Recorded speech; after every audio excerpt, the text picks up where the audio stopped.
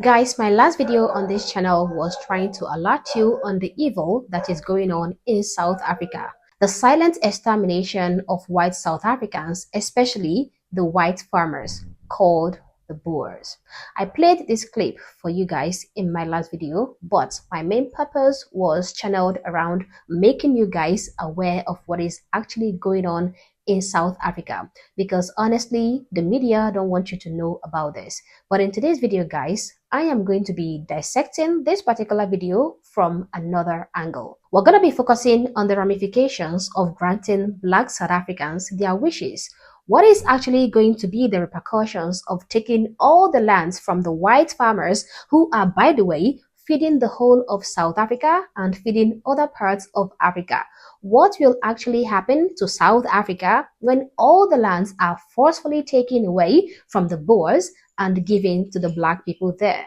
Guys, let's quickly take a look at this clip and then we would come back and talk a little bit. We have to fight in order to attain freedom as the Black majority in this country. And the fight has to be located in taking back the land and expropriating it back into the people, in seizing the means of production and expropriating everything, or rather redistributing everything equally. And a society that would embody a value system that puts Black people first will have to be attained through confrontation, unfortunately, because our people have waited for so long, right? We've waited for so long, peaceful, and nothing is happening in terms of changing our lived experience, right? In fact, the settlers know that very well. So we are already at war. Our people are at war in farms now. White people and persons like Breitenbach are land thieves, and they have no stake to the society, and the Black majority understands that, and we will respond accordingly. I think Black people have been patient enough for more than 400 years of colonialism, and we don't want you to feel pity for us.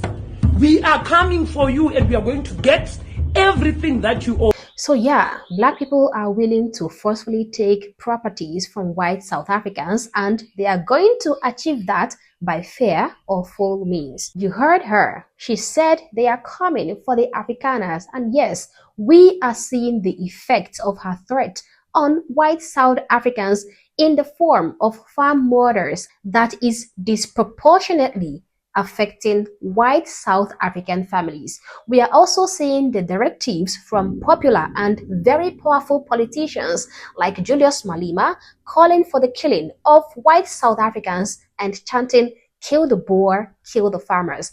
And the South African Blacks are listening and taking the advice, okay? They are listening to this instruction and they are carrying it out. They are killing the farmers and killing the Boers. But what is actually going to be the effect of killing off these farmers and taking their properties? Let us take a look at some other African countries that have played by this exact same line and learned the hard way. Zimbabwe. What actually happened to Zimbabwe? Now, back in the day, white farmers turned Zimbabwe into a thriving agricultural powerhouse. Under white commercial farming, the country was widely known as the breadbasket of Africa, a land of plenty that produced abundant maize, tobacco, wheat, and livestock, feeding not just its own people, but exporting food across other parts of Africa. It was fruitful, it was prosperous, and a shining example of what skilled agriculture could achieve on African soil. But then, everything changed. Starting in the early 2000s, the Zimbabwean government under Robert Mugabe began the violent seizure of white-owned farms. They demanded the takeover of properties from white Zimbabwean farmers, often without compensation, often with brutal invasions, just like South Africa is beginning to mimic. But the result of that was catastrophic. Agricultural production collapsed overnight. Food output fell by 60% in key crops. Once self-sufficient and a regional exporter, Zimbabwe plunged into a deep economic recession. Hyperinflation hit billions of percent and famine became extremely widespread. The bread basket now became a basket case. There was no food. Millions of Zimbabweans suffered excruciatingly. And now, the very same government is desperately trying to reverse course. They are now paying compensation to the same farmers whom they displaced, the white farmers whom they chased out of their country. They are now begging the white farmers to come back and save them. Many white farmers formerly displaced have been quietly invited back on lease arrangements because the expertise they brought was irreplaceable.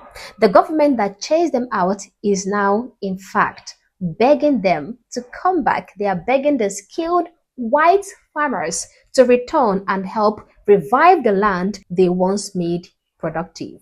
Check out the joy and jubilation of Zimbabweans upon the return of some of the white farmers. Take a look.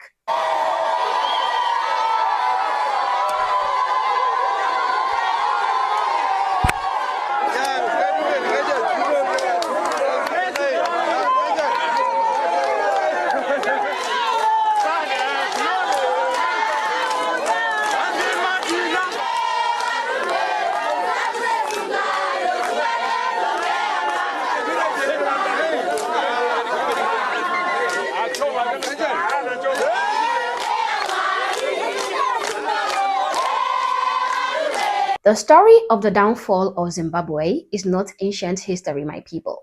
It is a warning written in blood and empty fields.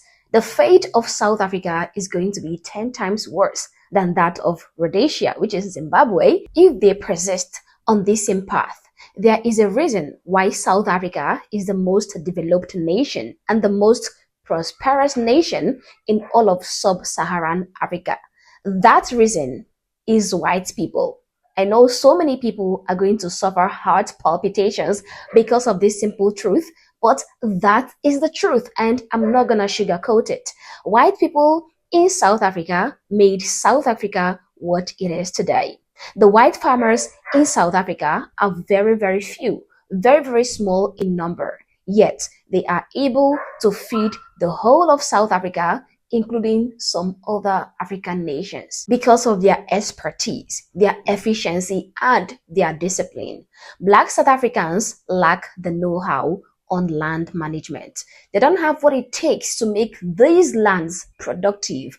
In fact, they are not even prepared to take on such tasks as farming lands. Some of the lands that were given to them by their government, they either turned around and sold it back to these white farmers, or they left it to rot and waste. Back when white South Africans held power, the country operated at the standard of a European nation. It had modern infrastructure, reliable electricity, thriving industries, and commercial firms that fed regions.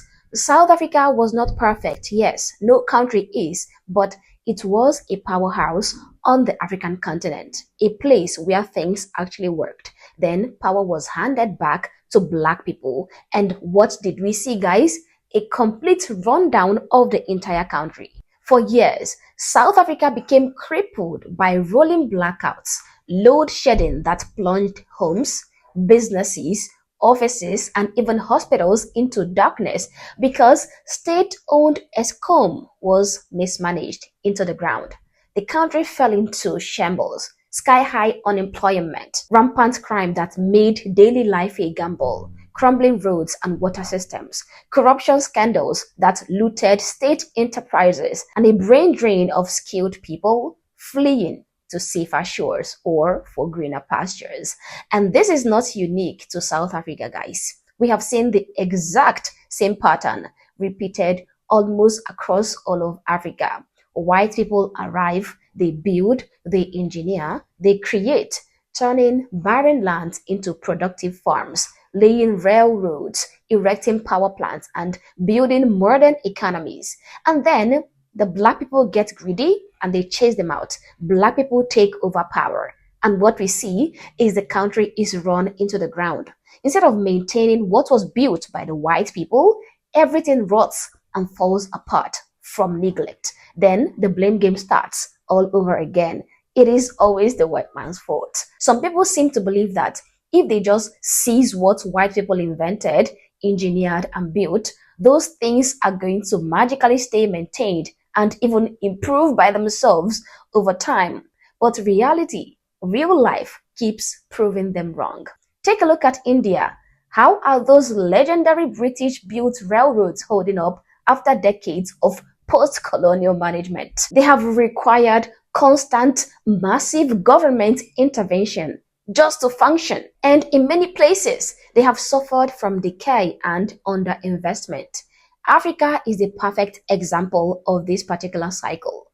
Everywhere it happens, the infrastructure collapses, productivity plummets, and poverty deepens. The same is also true for a place like Haiti. After the slave revolt in 1804, the black population in Haiti rose up and massacred the remaining white planters. They took over the richest colony in all of the Caribbean. But take a look at Haiti today. Haiti is the poorest country in the Western Hemisphere, a place of endless misery, gang rule, and collapse. Everything is in shambles in Haiti. That is exactly why seizing land from white South African farmers will not benefit South Africa one bit. White farmers did not just own the land, okay? They made it productive, they irrigated it, they fertilized it, and they turned it into the food-producing engine that feeds millions of South Africans. Drive them out of South Africa the way Rhodesia, that is Zimbabwe, did, and you don't get the so-called justice. You get empty fields, food shortages, and economic suicide. The land does not magically farm itself. No, the land doesn't do that, okay? The skills, the capital, and the work ethic that built the prosperity do not transfer through threats and seizures. What's actually going to happen is that you end up with the same ruin we have seen from Harare to Port-au-Prince. South Africa can decide to learn from these brutal real-world examples, or they can repeat them and watch their country slide further into the dust. They can chase out and kill off the builders, the white farmers, and inherit the wreckage. The choice is theirs, but history is watching, guys. But as always, guys, these are my thoughts and my opinions. Please feel free to share yours in the comment section below, but do so respectfully. Also, if you're not yet subscribed to this channel, honestly, I don't know what you're waiting for. Subscribe to the channel, like and share this video to keep people informed, and consider joining my membership or buy me a coffee if you like, as a way of supporting the channel. Thank you for watching this video, and I hope to catch you on the next one. For now, peace.